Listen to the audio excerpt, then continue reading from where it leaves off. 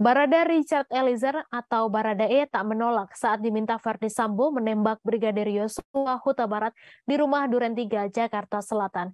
Namun ia sempat berdoa sesaat sebelum 4 kali menembak rekan sesama ajudannya tersebut.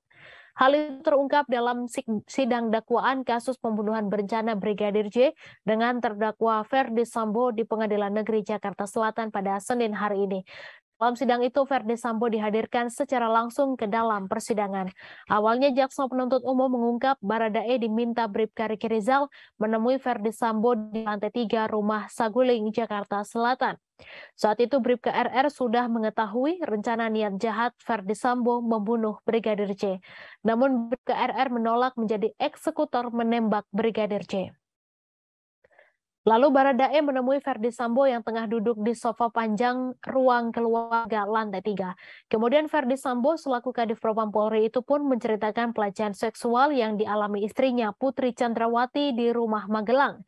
Akan tetapi menurut dakwaan cerita itu hanya berdasarkan pengakuan sepihak Putri. Baradae yang menerima penjelasan tersebut merasa tergerak hatinya untuk turut menyatukan kehendak dengan Verdi Sambo. Selanjutnya, Verdi Sambo mengutarakan niat jahatnya untuk menembak Brigadir J. Lalu ia menanyakan kesediaan Baradae mengeksekusi rekannya tersebut. Setelah itu, Verdi Sambo menyerahkan 1 kotak peluru berisikan 9 mm kepada Baradae. Tak hanya itu, Sambo juga menyerahkan senjata api merek Glock 17 kepada Baradae. Setelah terjadi beberapa rangkaian peristiwa lainnya, akhirnya eksekusi Brigadir J benar-benar dilakukan oleh Baradae di rumah dinas Duren 3. Sebagaimana surat dakwaan Verdi Sambo, Baradae ikut mendatangi rumah dinas Duren 3 pada 8 Juli setelah menyanggupi permintaan Sambo untuk menembak Brigadir J pada hari yang sama. Setiba di rumah dinas Duren 3, Baradae langsung mengikuti Kuat Ma'ruf yang merupakan salah satu asisten rumah tangga Sambo ke lantai 2. Kuat langsung menutup pintu balkon meski suasana masih sore dan dalam keadaan terang benderang. Jaksa menyebut Baradae sempat melakukan ritual berdoa sebelum menembak Brigadir J sebagaimana permintaan Verdi Sambo. Setelah itu, Sambo berangkat menuju rumah dinas menggunakan mobil Lexus dikawal oleh ajudan Azan Romer dan dikemudikan oleh Prayogi Iktara Wikaton. Setelah tiba, ia turun dari mobil dan hendak masuk ke rumah. Saat itu, menurut Romer, Sambo sudah mengenakan sarung tangan berwarna hitam. Lantas saat Sambo bergegas turun dari mobil, pistol HS yang semula digunakan oleh Brigadir J, tetapi lebih dulu diambil setelah kembali dari Magelang sempat terjatuh. Saat itu Romer ingin mengambil pistol yang terjatuh itu tetapi dilarang oleh Sambo. Setelah itu Kuat dan Baradae turun.